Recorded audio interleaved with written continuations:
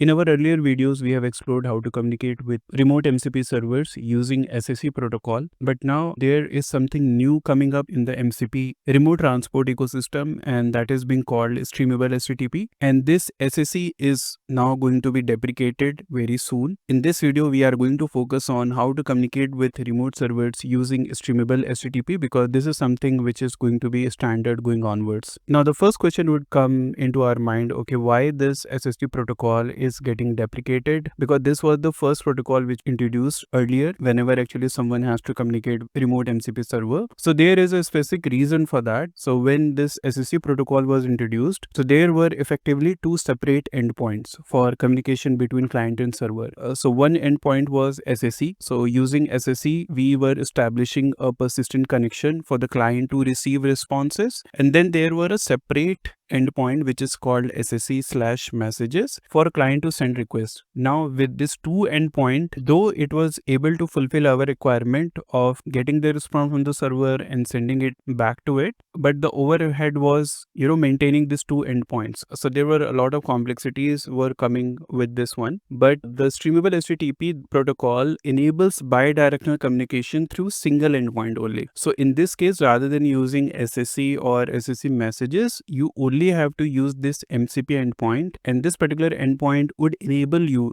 to send the messages from client to server and as well as receive the messages from server to client. So this for sure reduces your complexity which comes up with maintaining like these two endpoints, because now you just have to deal with single endpoint. So this is in simple words the difference what we have between SSE and Streamable HTTP, and why this SSE is going to be deprecated very soon. Now let's focus on how to enable this Streamable HTTP in our MCP server and how to connect with it using our OpenAI agents. So for that, I would just go to my Visual Studio. So in this case, we are just going to replicate the same server file what we had used earlier for communication using SSE protocol. So I just copy pasted the same and created a new file which is called streamable server.py. And here only one thing what I have modified is, instead of using the transport protocol as SSE, I have just enabled this Streamable HTTP. That's all what we have to do. If you don't see this particular option in your transport protocol, if you only see STDIO